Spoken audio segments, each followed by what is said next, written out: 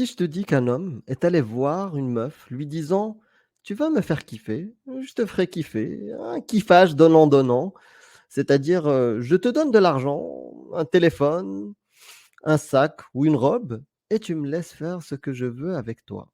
Faire du siko-siko. Que vas-tu dire, cher musulman, de ces 2 personnes-là? Certainement que c'est des personnes dépravées, s'ils acceptent. Tu pourrais même qualifier ça de prostitution, de la fornication, de la zina, wal'iyadou billah. Pop, pop, pop, calme-toi. Si je te dis que c'est exactement ce qu'a fait les compagnons du prophète. Tu pourrais me dire, et à raison, que c'est pas des personnes infaillibles, irréprochables, c'est que des gens normaux et ils ont dû se tromper et oui et ça change rien. Tu auras certainement raison. Mais maintenant si je te dis que ton modèle d'homme parfait, la personne qui est irréprochable, le prophète lui-même a donné autorisation, c'est lui qui a permis à ses compagnons de faire ça. Qu'est-ce que tu me dirais? C'est ce qu'on appelle, islamiquement parlant, zawaj al-mut'a.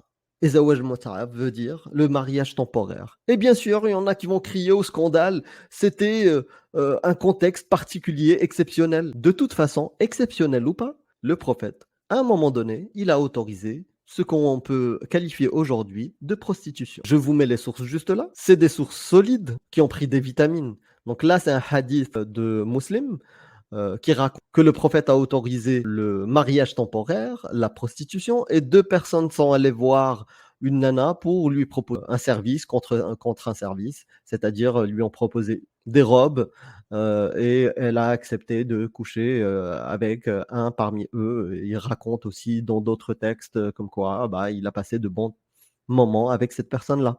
Vous avez la source, mais il y en a tellement qui parlent justement de ce type de procédé que je qualifie moi et que toute personne outside the box peut qualifier de prostitution. Et en lien avec ce que je viens de dire, j'ai eu un échange récemment lors d'une discussion avec un musulman qui s'appelle Ma'ammar Metmati et je vous laisse avec l'échange. Quelqu'un qui est à l'extérieur de l'islam, à qui on va dire que il y a un mec, ok, il va voir une nana et il lui dit: «Moi, je veux avoir une relation, avec toi et en échange de ça, bah, je te donne, abaya, un tissu», quelque chose comme ça, en contrepartie de du temps qu'on va passer ensemble. Bien sûr, ils vont pas jouer cache-cache, ils vont avoir des relations sexuelles et la personne réfléchit et dit: «Accepte» et ça, c'est un acte, accepté par l'islam et en tout cas, pour quelqu'un de l'extérieur, il va te dire cette démarche-là, c'est de la prostitution. Même si les intentions sont vraiment claires, mais il y a un échange de bons procédés pour avoir, accès à du sexe avec une femme.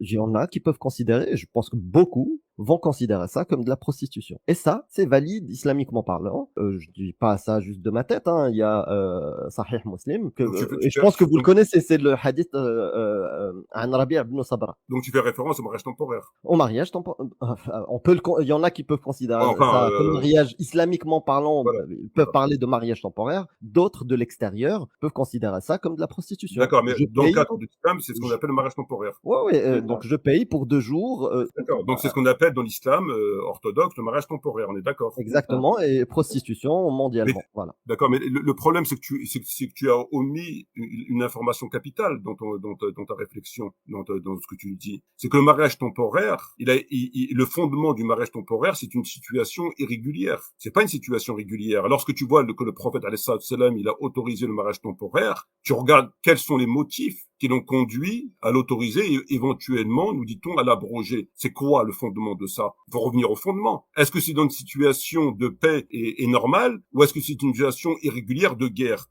Là-dessus, Donc vous le dites, corrigez-moi si je me trompe, régulière ou pas régulière, le prophète a autorisé, à une époque, la prostitution. Est-ce que vous êtes non, d'accord avec ça? non, je suis pas d'accord avec ça. Déjà pour commencer, la première des choses, c'est que c'est une situation irrégulière. Donc il faut pas la mettre dans le cadre d'une situation régulière. Ça, c'est une chose, un élément capital.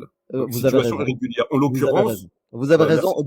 Du coup, je vais dire, est-ce que le prophète, dans une situation irrégulière, a autorisé la prostitution? Voilà. Donc maintenant que le prophète a autorisé l'union avec des femmes consentantes. Voilà, donc maintenant que le prophète a autorisé l'union avec des femmes consentantes, Pour un temps duré, si le prophète il l'a fait, c'est que c'est une bonne chose. C'est pas de la prostitution, comme on peut l'entendre au sens strict du terme, au sens Universel, au sens oui, voilà, universel. universel, exactement. si le prophète il a fait, c'est que c'est une bonne chose.